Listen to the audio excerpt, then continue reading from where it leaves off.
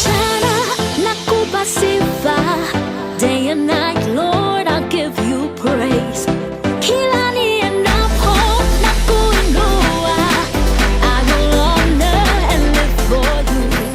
Usiku na mchana. And under delegated authority, first of all, we need to understand what are we delegating. We are delegating authority, right?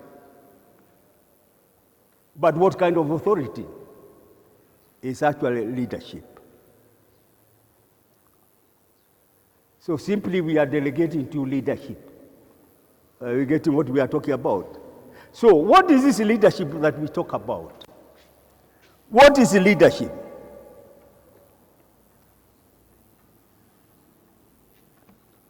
Leadership, particularly leadership in the church. Simply leadership is, we say, leadership is influence.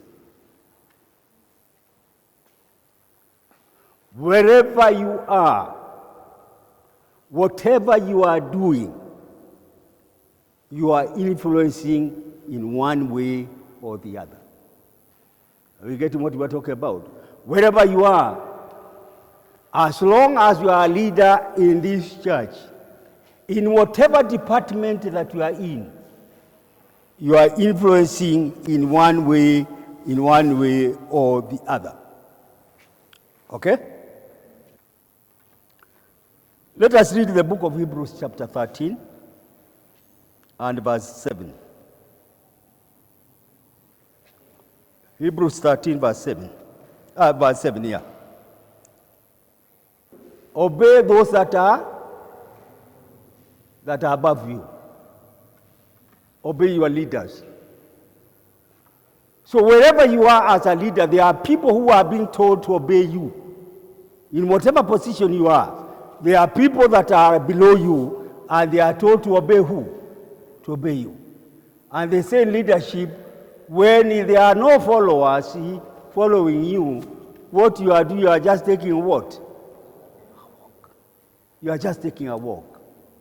Meaning, in the church, the business of the church, my friends, the business of the church is a business of people. People. God is in the business of people. When we have effect on people and we can influence people, that is what we are going to take to heaven. We are not going to take buildings to heaven. We are going to take souls of men and women. Amen.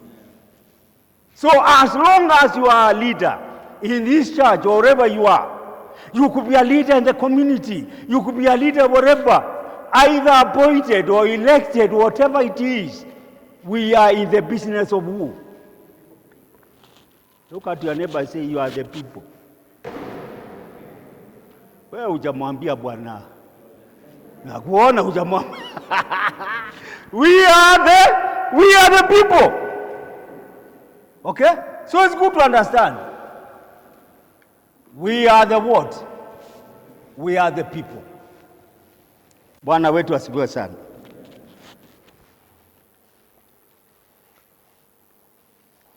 So in the book of Romans chapter 13 verse 1. Bwana wetu asifiwe sana. All authority belongs to God because he is the creator of all things. The world looks at it from very, very different.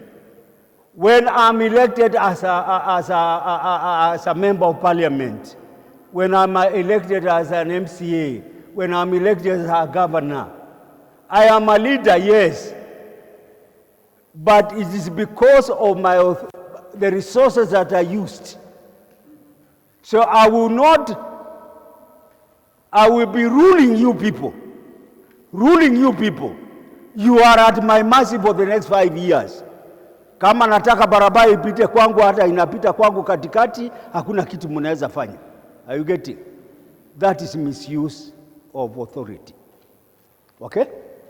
But in the kingdom of God, God has two ways of doing it. God can either give authority directly or he can give authority through what is called delegation. So you have direct authority and delegated what? Authority. What is authority, first of all?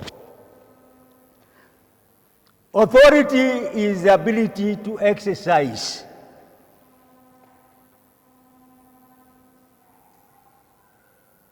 The ability to do what? To exercise. It is not yours. You have just been enhanced. You have been enabled to be able to exercise it. So when we say direct authority, it means that God tells us directly through His Word or through the Spirit what He wants us to do. When the Bible says, honor your father and mother, that's a promise, that's a commandment with some promise, so that your days on earth are increased. So when you don't honor, what happens? You find we are having struggles with young people. Why should you die before you are 70? The Bible days are how many? 70 days. Ukifikisha 71 kwenda mbele, inaitwa bonus. Inaitwa nini? Bonus. You can go anytime. Sio mpaka upatiwe bonus. Lakini hatutaki uende kabla hujamaliza hizo siku 70. So make the maximum use. So when God says this, please, please, please, if it is a direct thing from God, you don't question it, you just obey. Tell your neighbor, in a direct authority, you obey. Okay? Then we have what is called the delegated authority. This means that God designates certain people to represent Him and to exercise His authority. In a Pfeffer Church, for example, and apparently I've known Pfeffer Church for many, many years. The commonest we knew was Gikomba. Many. Not all nations, but many years ago. I used to visit there many years ago, in the 70s. Churches have what are called, we have different church governments. And governments are set up as authorities. If you cannot cope up with us, then mulango ndio gani? Ndio ile. I'm not here to sympathize with you. Mimi ndio kueleza yote. Umesikia? Churches we have different church governments. And that's why we find many denominations. But when you go to any denomination, please understand the kind of church government that they use. You get what we are talking about? There are churches like the Catholic Church, whereby when the Pope decides he is a God, that has to be done. You get what happens? There are churches that have the archbishops. And when the archbishop at the top there decides, that is it. Are you getting? But you have churches like that, even if you are the overseer, you have a board that is running the church.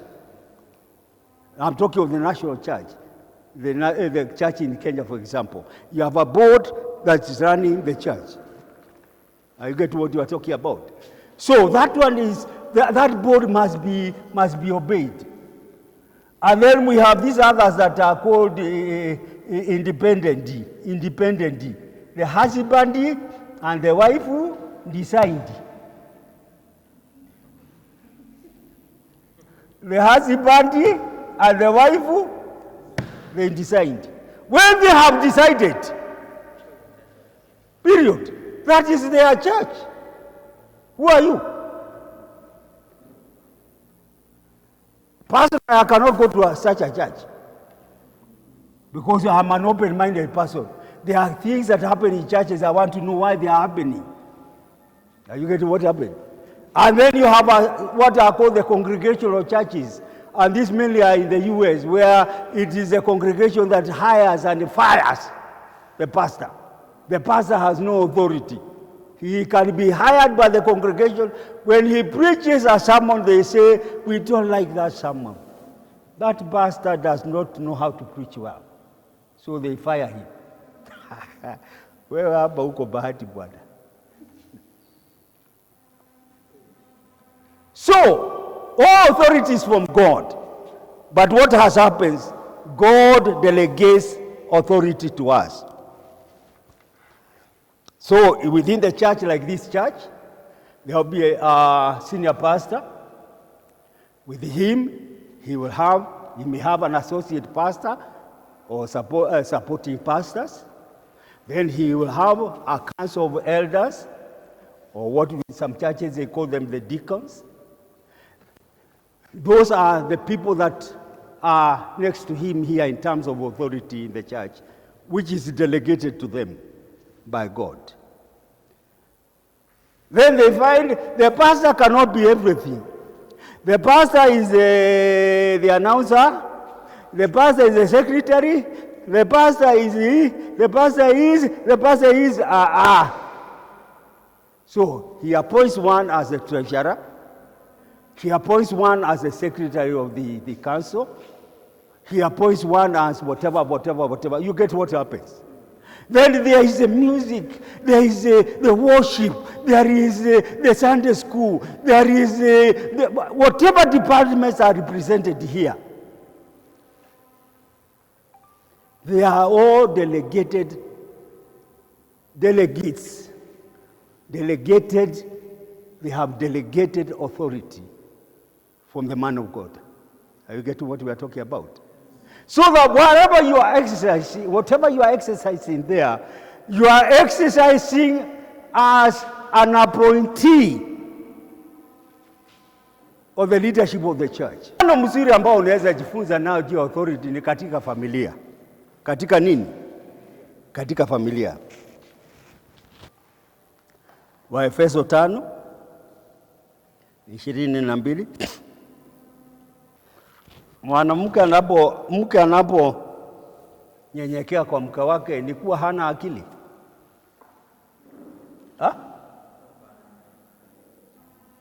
Kunyenyekea ndio unapoheshimu mamlaka ambayo iko chini yako, sio kwa sababu haujui, sio kwa sababu hauelewi, sio kwa sababu hauwezi, lakini kwa sababu Mungu amepanga mpangilio katika delegation of authority. Vile katika familia unakaa pale kama mke, sio kwa sababu hauna akili, ni kwa sababu mpangilio wa Mungu ni muheshimu mume wako. Mpangilio katika kanisa, heshimu yule ambaye ni mkubwa wako. Katika serikali, heshimu yule ambaye ni mkubwa wako. Na inakuwa rahisi sana ukiangalia katika serikali, ukiangalia katika kanisa. Katika kanisa, we are to be subject to God's delegated authorities in the church. God's plan is that Christ be the head of every church. Under Christ are God-appointed leaders. Under Christ are God-appointed leaders. We have elders, we have pastors, we have deacons, we have teachers, etc., etc. We need to learn to recognize them, to love them, and to submit ourselves to who? Learn to recognize them, love them, submit yourself to them. And I want to tell you, there is nothing as good as when you are working as a team. When you are working as a team. Bwana wetu asifiwe sana. Are we picking up something?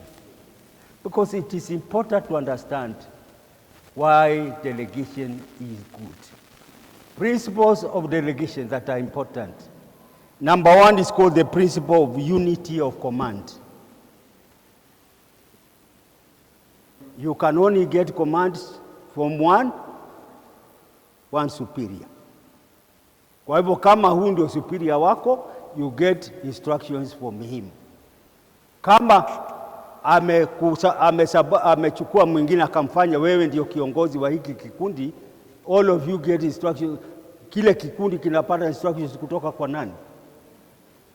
Huyu akija apitie kwa nani? Kwa yule. Unanielewa? Inaitwa unity of command. Okay? Number 2. Inaitwa principle of parity of authority and responsibility. Principle of parity of authority and responsibility. Parity of authority and responsibility. Tunasema namna hii, authority should be commensurate with the responsibility. Hakuna haja uniambie mimi ndio mweka hazina. Ati mimi ndio mweka hazina wakani kanisa. Alafu pesa zikihesabiwa na ashazi hata mimi sijui, ninaambiwa tu weka sigine cha hapa iliingia yelu. Kweli mimi ni rubber stamp. You can delegate authority but not responsibility. Simply meaning the buck stops at who? At the boss. Watu wakienda watukane watu kule. Nani wametukana? Mchungaji wa lile kanisa, he takes the responsibility. Unanielewa? Mkifanya kazi mzuri kule, are you getting what we are talking about? So, whatever you do, please know there is what is called absoluteness of responsibility. The buck stops at who? At the superior. Number 4. We call it delegation by resource.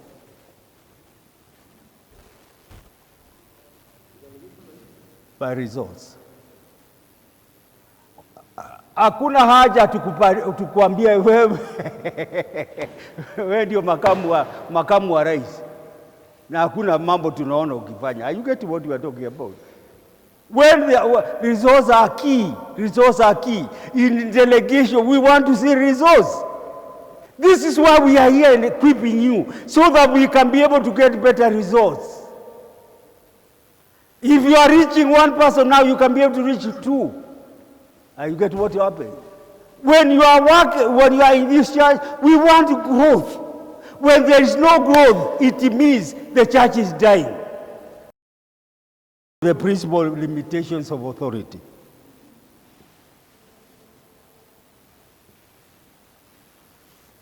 When you are placed under authority, you still have limitations. Hapana enda kusema sasa mmeona ni mimi. Semeni kigume. The principle of effective communication. Bwana asifiwe. Number 7. We call it in delegation the principle of proper motivation.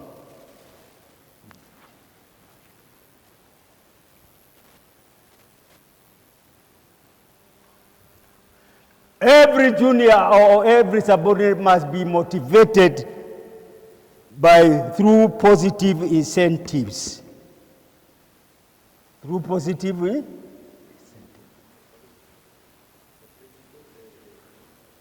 I said the principle of proper motivation. Motivate people. Tell people they are important. Tell them that whatever they are doing is crucial to this ministry. When they own the process, when they own the process, and you tell them you have done it well, motivate people so that they can be able to feel they are honored, they are loved, they feel they are part and parcel of who they are in this church. You get what we are talking about? When the choir sings well, hata wewe kuwa pale umebarikiwa, siku moja wanunulie maji. You get what we are talking about? Motivate people. Tell them they have done well. It doesn't necessarily need to come from the pastor. It can come from you as a member of the leadership here. You can motivate people. You get what we are talking about? And people will feel happy.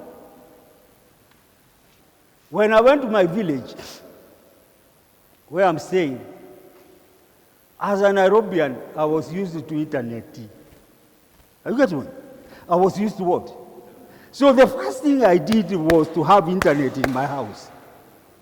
Nobody else had it. I had internet in my house. Because I work a lot on it. I use technology a lot myself. I write, I send, I do, I listen, I read. You get what happens? So I have to be internet connected. I'm not bragging. So I did that. Never knew it was going to be a blessing. When COVID hit, the schools were closed. And the students were told you can be reading using from whatever. Unakumbuka? Wana watu walianza kuja kwangu. Vijana wanakuja wa shule. Nasema guka tupatie password. Guka tupatie password. Unajua kisha patia mmoja mwingine atakuja kesho. Walikuwa kija kama vijana 20 pale kwa compound yangu. Silipishi hawa wanatumia tu.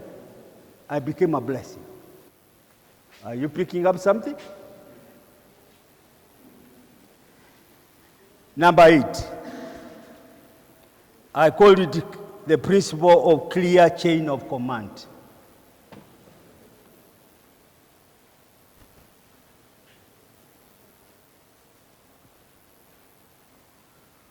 Everyone needs to understand whom he's supposed to be reporting to. When you understand the clear line of command, you will not have a struggle.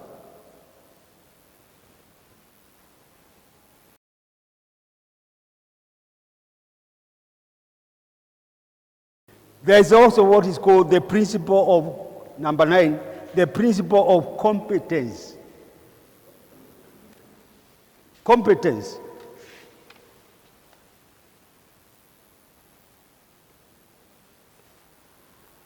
My friend, for you to be effective, you must be competent. Tell your neighbor, be competent. And then the last one I'm going to talk about is effective control, the principle of effective control. There should be a suitable control system to measure the performance of every person.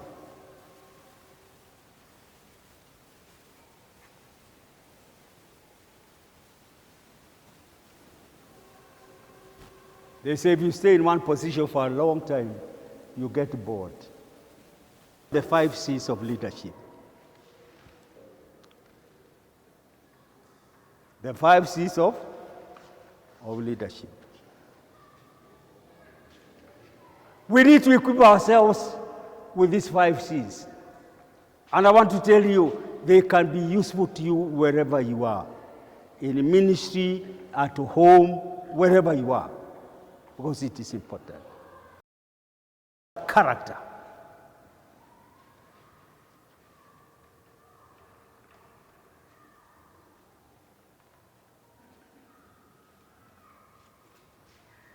Character is an expression of exactly who you are. Who you are. Umefiwa. Hapo unakuta watu 3 tu ndio wanakuja kwako. Watu ngapi? Nakwambia hata kama umeokoka cha kabisa, hii dini unaweza toka. Kwa sababu sasa hiyo ndio sasa utu. Are you getting what happens? This is what your character is all about. Number 2, I don't want to take a lot of your time. Number 2, commitment. The second C is commitment. You can never be effective in your leadership abilities when you are not committed.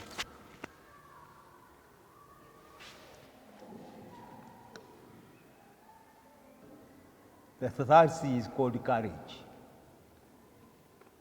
Courage. The fourth C is called confidence. Confidence. Every leader, when authority has been delegated to you, my friend, have the confidence. C is called communication.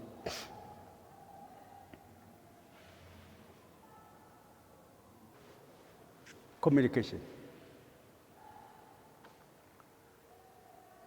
In communication, we say there is what is called oral, verbal, and non-oral verbal. I can communicate with my mouth. This is oral. I can communicate with my actions.